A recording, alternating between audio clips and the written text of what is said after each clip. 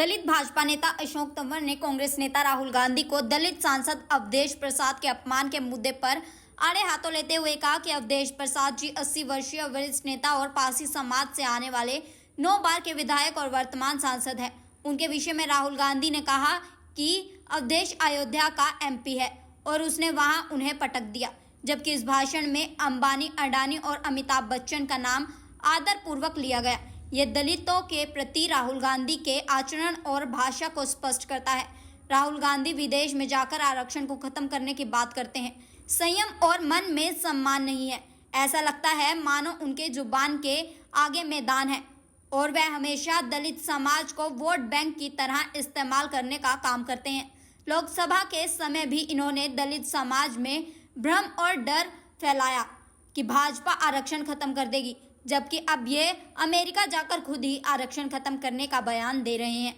आज वह हरियाणा आए हुए हैं तो दलित समाज और हरियाणा की जनता उनसे पूछ रही है कि वह आखिर कब तक जातिवाद को बढ़ावा देने वाली मानसिकता के साथ दलितों का अपमान करते रहेंगे।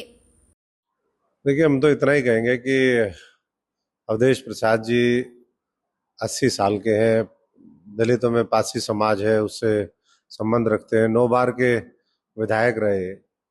और जिस तरीके से कल हमने भी सुनी वो वीडियो, उसमें बोला गया कि अवधेश जो है वो उन्होंने पटका है। अवधेश तो है वहाँ का एमपी, तो ये इस बात को दर्शाता है। और उसी भाषण में जब अमिताभ बच्चन जी का नाम आया, उसी भाषण में जब अडानी का नाम आया तो अडानी जी हो गए वो सब लोग। तो ये दिखाता है कि दलितों के प्रति किस तरह का आचरण है, किस तरह की भाषा बोली जाती है। कभी विदेशों में जाकर के कहा जाता है आरक्षण को खत्म कर देंगे, कभी दलितों के प्रति जो है वो, मैं समझता हूँ कि भाषा जो है वो ना संयम है ना कंट्रोल है। ऐसा लगता है जैसे कांग्रेसियों की जुबान के आगे मैदान है, और ये जो जुबान के सामने मैदान है और जिस तरीके से हमेशा एक वोट बैंक के तरह इस्तेमाल करने का काम करते हैं। क्योंकि लोकसभा में आपने सबने देखा ही है कि कहा गया कि आरक्षण खत्म होगा, संविधान खत्म कर देंगे। अब खुद जाकर के अमेरिका में वहां पर खुद कहा कि हम आरक्षण खत्म करेंगे। तो ये तो हरियाणा में आज वो आए हुए हैं, उनसे पूछना चाहिए, लोगों को भी पूछना चाहिए, दलित समाज को भी पूछना चाहिए, जो जाति व्यवस्था को नहीं मानते, उसको समाप्त करना चाहते हैं।